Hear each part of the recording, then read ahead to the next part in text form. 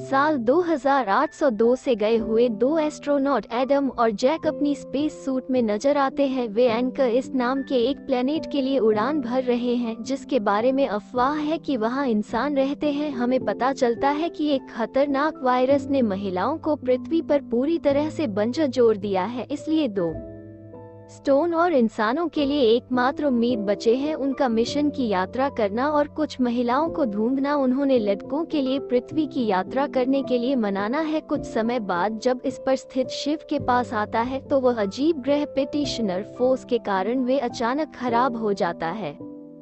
Jack spaceship पर काबू पाने की पूरी कोशिश करते हैं लेकिन ये सत्य पर क्रैश हो जाता है। दोनों को मामूली चोटें आई हैं लेकिन जैक को थोड़ी ज्यादा चोट आई है। इससे पहले कि अंदर का धुआं उनका दम घोट, एडम जल्दी से उसे बाहर निकालता है।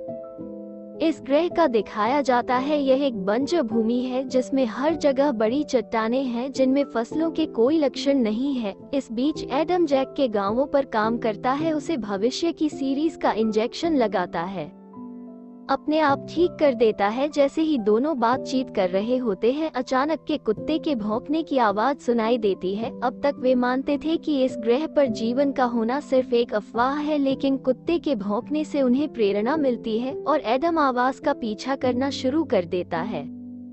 इधर उधर भटकने के बाद वे एक जंगली जैसे दिखने वाले लड़के को कुत्ते को पकड़ता हुआ देखता है। एडम उसके पास जाने की कोशिश करता है लेकिन डरा हुआ लड़का कहता है कि इसमें के पास में है और भाग जाता है। दुर्भाग्य से कुछ ही मिनटों के बाद वेने के द्वारा पकड़ लिया जाता है जो वास्तव में महिलाओं का झुंड है और उन्होंने पूरा ने जमाने के कपड़े पहने हुए हैं। वे जल्दी से छोटे लड़के को हिरासत में लेते हैं जबकि उनका कुत्ता भाग जाता है। दूसरी ओर एडम उस अजीब जगह का निरीक्षण कर रहा है, तभी एक बड़े से भूकंप ने उसे हिला दिया। वे तुरंत अपनी हाइट घड़ी के माध्यम से जैक को फोन करता है और से भूकंप का स्कैन लेने के लिए कहता है। इसके बाद में बड़े मंदिर के सामने आ जाता है, कैसे अंदर घुस जाता है और वहां बड़ी संख्या में महिलाओं को देखकर हैरान रह जाता है। ये पता चला कि इस ग्रह पर महिलाएं हर चीज पर राज करती है जबकि मर्दों को गुलाम बनने के लिए मजबूर किया जाता है और उनमें से कुछ का उपयोग प्रजनन के लिए किया जाता है। मंदिर के अंदर महिलाएं अपने सत्संग लॉर्ड से कुछ प्रार्थना कर रही है।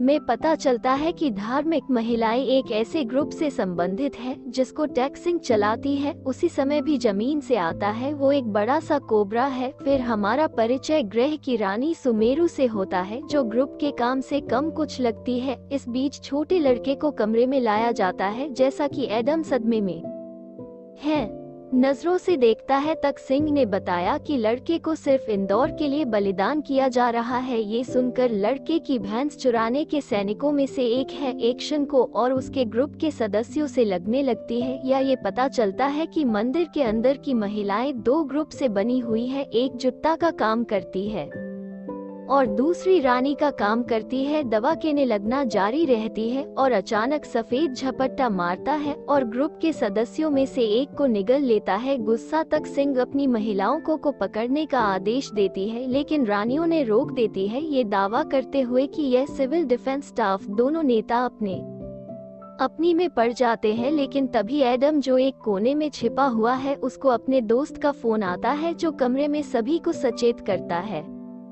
तुरंत अपने सैनिकों को उसके पीछे जाने का आदेश देती है लेकिन एडम अपनी बंदूक का उपयोग करके भाग रखता है। हंगामे के दौरान छोटा लड़का भी मंडी से भागने में सफल हो जाता है। थोड़ी देर के बाद एडम और छोटा लड़का इस गिरोह से बचने के लिए स्पेसशिप की ओर बढ़ते हैं। हालांकि एडम के जाने से पहले उसे की एक महिला द्वारा पेड़ में 3 माना जाता है।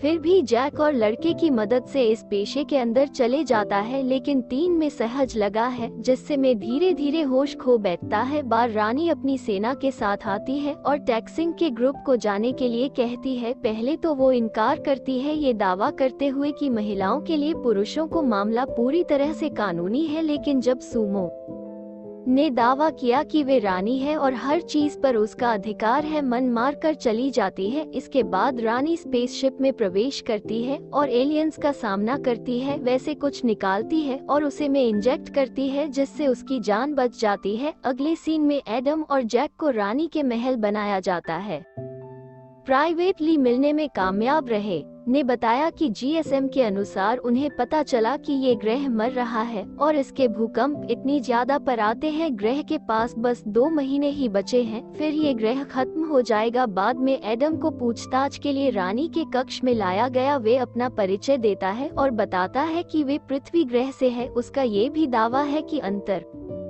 के लोग पृथ्वी के वंशज है, क्योंकि कुछ लोगों को 1000 साल पहले एक टेराफॉर्मिंग मिशन पर भेजा गया था। उन्होंने पहले 100 सालों तक अपने कामों की सूचना दी, लेकिन उसके बाद सभी कम्युनिकेशंस बंद हो गए। पृथ्वी एक घातक युग से गुजर रही थी और इसलिए उन्होंने इस पर अपने लोगों के बारे में अधिक जानने की कोशिश नहीं करे। ये सब सुनकर रानी अचंभित हो जाती है, लेकिन फिर के दावों का समर्थन करती है, क्योंकि उनके लेजेंड्स ने पृथ्वी नाम के ग्रह के बारे में बोला है। जैसे ही दोनों बात करना जारी रखते हैं का टॉपिक में सामने आता है। रानी मौर्य ने बताया कि लगातार भूकंप के कारण लोग धर्म में लौट आए और तभी टैक्सिन ग्रुप पावर में आया। वे एक शाही परिवार से आती है। उसका मानना था कि रानी बनना उसकी किस्मत में है, लेकिन जनता ने उसे नहीं चुना। यही कारण है कि वे ग्रुप को इकट्ठा कर रही है ताकि एक दिन रात नेली सिंहासन ले सके। जहां तक बड़े कोबरा का सवाल है, वे ऐसे ही दिखाई दिया। हैरान एडम यह समझाने की कोशिश करता है कि ग्रह मर रहा है और सभी को तुरंत खाली कर देना चाहिए, लेकिन रानी आदमी की बात नहीं सुनना चाहती। इसके बजाय वे इस बारे में बात करना शुरू कर देती है कि मर्दों का पेरिस पर डोमिनेशन था। वे बताती हैं, मर्दों ने प्रकाश की एक बड़ी स्लेज की जिसमें बहुत से लोग मारे गए। महिलाओं को यहाँ पर काबू है और यदि मर्दों को गलत पाया जाता है तो ने माना पूरी तरह कानूनी है। कुछ समय बाद रानी एडम को एक पुरानी खदान में ले जाती है जहाँ सभी पुरुष मजदूर के रूप में काम कर रहे हैं। जाने के अनुसार मर्दों को यादव बलि के लिए या तो गुलामी के रूप में इस्तेमाल किया जाता है और कभी कभी प्रजनन के लिए भी इस्तेमाल किया जाता है। इस जगह को पसंद नहीं करता, लेकिन जब वे अपने विचारों को बोलने की कोशिश करता है तो उसे पीटा जाता है और यहाँ से ले जाया जाता है। दुर्भाग्य से जब गार्ड से वापस रानी के निवास तक ले जा रहे हैं, ग्रुप द्वारा उन पर हमला किया जाता है और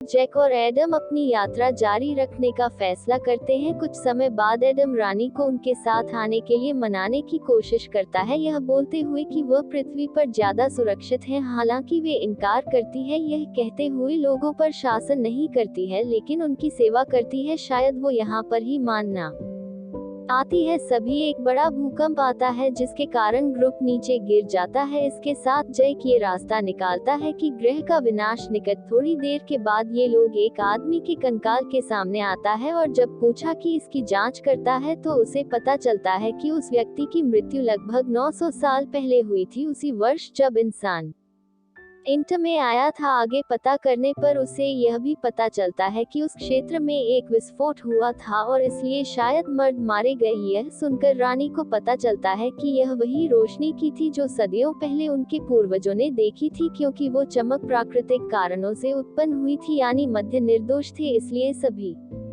में उनका धर्म, जिसमें कहा गया था कि पुरुष खतरनाक और निकम्मे है, एक झूठ पर बनाया गया था। यह बात रानी को अंदर से तोड़ देती है, लेकिन लड़कियों से चलते रहने के लिए कहते हैं क्योंकि उनके पास ज्यादा समय नहीं बचा है। अगले सीन में ग्रुप बन जोन के पास आता है। शेष पेज डोम की तरह होता है। जैक और विल कंट्रोल रूम से इंजन को फिर से शुरू करने की कोशिश करते हैं, जबकि एडम और रानी नियंत्रित करने के लिए दूसरे कमरे में जाते हैं। बहुत मेहनत के बाद एस्ट्रोनॉट इंजन को फिर से चालू करने का प्रबंधन करते हैं, लेकिन दुर्भाग्य से टैक्स और उसका ग्रुप आता है। दोनों पक्षों के बीच एक लड़ाई होती है।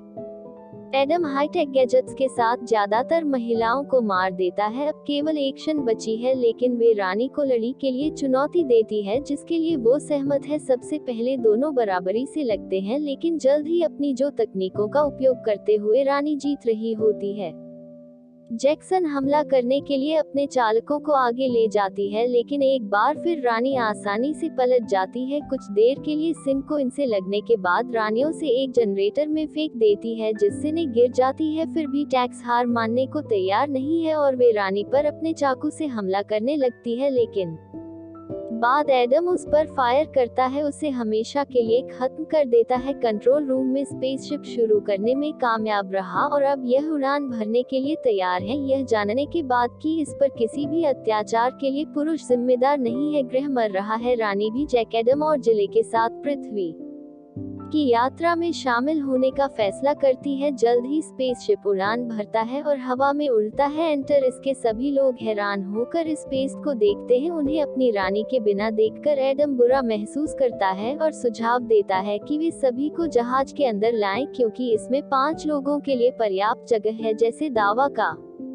ने की कोशिश करता है कि खतरनाक भूकंप जहाज को नष्ट कर सकता है, लेकिन एडम और रानी रिस्क लेने के लिए तैयार हैं। जल्दी में जमीन पर पहुंच जाते हैं और लोग उस बड़े ढांचे को देखकर चौंक जाते हैं, जिससे वे पहले वन जोन के अध्येता रानी रूप बाहर निकलती है और सभी को अंदर आने का आदेश दे दी है, ये बोलते हुए कि हमारे ग्रह महीने वाला है, इसलिए मैं दूर के ग्रह में जा रहे हैं। उस ग्रह में कई अन्य लोग होंगे और लिंग, जाति या धर्म में कोई भेदभाव नहीं है। ये सुनकर लोग उत्तेजित हो जाते हैं, उन्हें तुरंत जहाज में आने लगते हैं। हालांकि इससे पहले कि जैक और एडम स्पेसशिप को ग्रह से दूर ले जा सके, एक बड़े पैमाने पर भूकंप सभी खिला देता है। जब मैं बाहर देखते हैं तो मैं देखते हैं कि वो बड़ा सा कोबरा जांच पर हमला कर रहा है। समय समाप्त होने के साथ एडम जैक को चलने का बोलता है और सौभाग्य से जैसे ही वे ऐसा करते हैं, साथ ही स्पेसशिप से निकलने वाली आग के कारण मर जाता है। इसके साथ स्पेसशिप अंत में उड़ान भरता है